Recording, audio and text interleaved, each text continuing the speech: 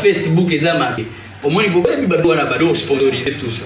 Donc, il y a déjà qui bon. Kambo, ngana moi souka carrière nanga, je n'ai plus rien à perdre. C'est là na distraire tout comme ça. Ngana tika la calé, c'est qui va faire beaucoup de choses. Yosko la sabanguka ke. Moi tout ce que j'ai fait c'est vrai.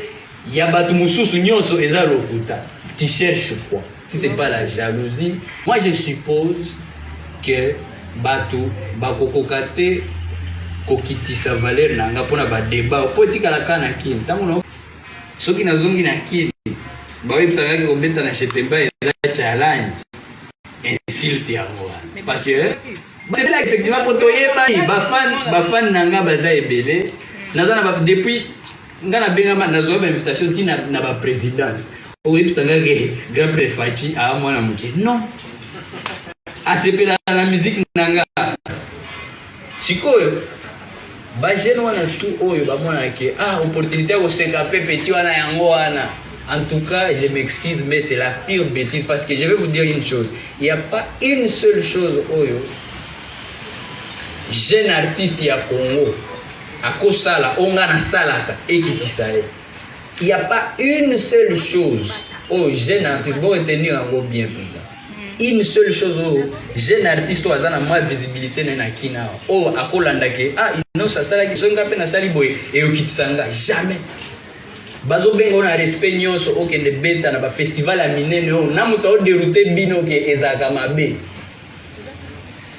Arevaka ba festival wana ba Afro Nation wana place ba anglophone baza yo pe oza o mona ba artiste oyebi ba États-Unis bazo beta avant yo beta. Bazo respecter yo. Batu na mboka kuna ba discuter de te na ndimite ke petit wana ba uche na listo. Awa eza niveau na été. Ba vie wana pe o ba derutaka bango pe ba reva ba opportunité wana.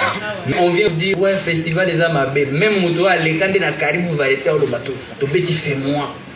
To beti fait spam. Tout ça là bas spectacle na ba festival wana danger.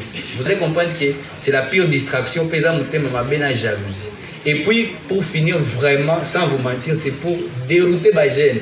Et là, bino baeba bino banotagia, ba live ba quartier latin, ba live ba wenge, baebi batoyo format na bango pour qu'ils nous présentent quelque chose de bien. Il faut tomber na bango na groupe na bango. Mais ba jeunes à lelo biso baebi biso ke bango baza pe na moi fraîcheur moko boye, bango bana banzela ba whisky, ba Davido.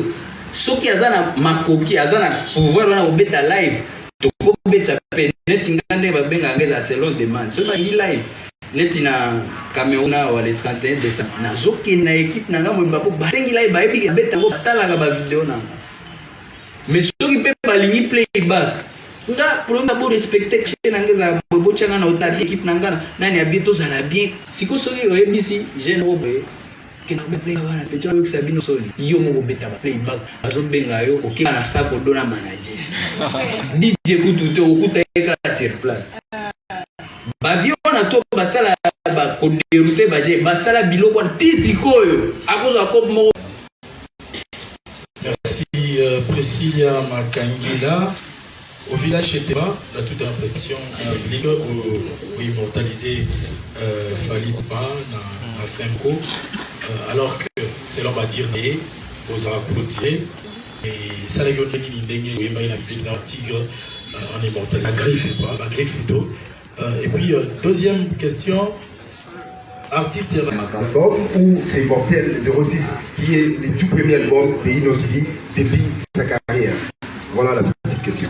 Merci. Toto Weekend.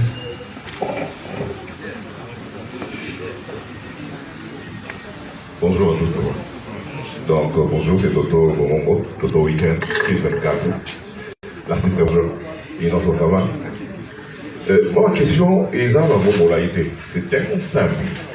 Moi, je veux venir nous rejoindre un peu. Je parle surtout par rapport à Repo. Moi, je parle par rapport à Repo, mais pas sur la vie privée. Moi, je voulais demander Mortel 06. C'était aussi l'une des questions que j'allais demander, mais déjà, quelqu'un qui a anticipé, ça va. Nakati, il y a Mortel 06. Est-ce que featuring est entre toi et Repo? Isa, tout Isa, T. Ma deuxième question, et ça, moi, c'est plus aussi qui est côté là.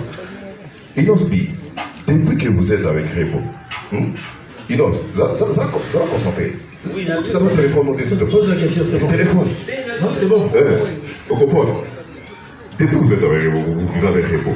Yo, personnellement, est-ce que aujourd'hui Rebo, il est sous responsabilité d'Inos, artistiquement, musicalement. Et yo, maintenant vous êtes avec Rebo. Est-ce que Rebo a redressé ou a menti? Et on peut demander aussi, est-ce que dans le cadre de Mortel 06, il y a un futur victoire et Rebo autant de sous et pour blesser puis on va l'ensemble. C'était juste ça ma question. Merci, Makagila.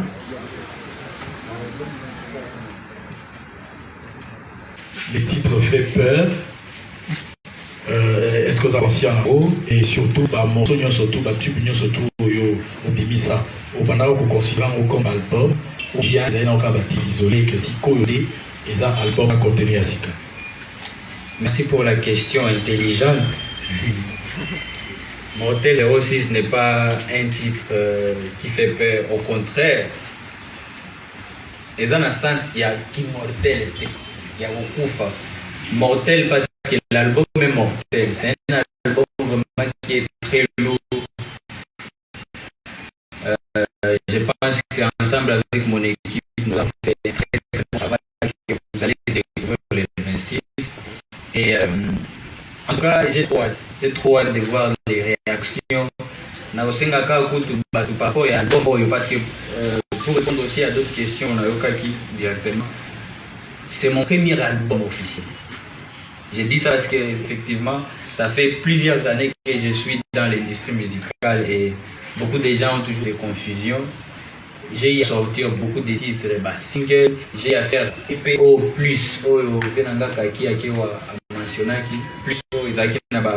ces titres, nakati wana nde bazembo neti bazobeta mabe ezala lelo buka lelo lamba lelo mbulo mur nasala pe na ba mixtape tant période nazala na États-Unis depuis 2013 boye natia ba contenu ebele na ba plateforme ba téléchargement siko oyebi quand on est pas Facebook ezamaki au moins il faut na bado sponsoriser tout ça. Donc yo est déjà que bon makambo nga nazana moi suka carrière nanga je n'ai plus rien à perdre zela na distraire bana tout comme ça ngana tika la kale seul qui va faire beaucoup de choses yo sko la sabango kake moi tout ce que j'ai fait c'est vrai ya batu mususu nyonso eza lokuta tu cherches quoi si c'est pas la jalousie si c'est pas motema mabeka ya utala bana na tout batala on a TV ba reva yo so epsi bango eloko epi ba uza et puis ba faible belé bazan on a bazan na télé ba 3 ya ba réseaux sociaux ka commenter mon papa na commenter ba tchena pose na Tanzanie gold bandi ko like sage donc au boss na bazo produire au pesa ba vrai pouce bandi ko net service. Donc moi je suppose que batu ba kokokate kokitisa valeur nanga pona ba débat politique la kana kin tango na okende ba place au moni so moni ka flash ya téléphone et télé milikolo. So monika Burkinabe moko to Guinée moko malinga fierté nanga yango soki nazongi na kini bawe psanga ko beta na chetemba eza challenge insulte yango parce que tu cherches quoi si c'est pas la jalousie si c'est pas motema mabeka ya utala bana na tout batala on a TV ba reva yo so epsi bango eloko epi ba uza et puis ba faible belé bazan on a bazan na télé ba 3 ya ba réseaux sociaux ka commenter mon papa na commenter ba tchena pose na Tanzanie gold bandi ko like sage donc au boss na bazo produire au pesa ba vrai pouce bandi ko net service. Donc moi je suppose que batu ba kokokate kokitisa valeur nanga pona ba débat politique la kana kin tango na okende ba place au moni so moni ka flash ya téléphone et télé milikolo. So monika Burkinabe moko to Guinée moko malinga fierté nanga yango soki nazongi na kini bawe psanga ko beta na chetemba eza challenge insulte yango parce que c'est là effectivement pour toyeba ba fan nanga baza ebele nazana ba depuis ngana benga nazo ba invitation tina na ba présidence oyebi sanga ke grand prêtre Fachi a mwana muke non na bato nyonso bakomi kokamwanga Congolix nalela Armele nalela Congolix ngai wabino ngai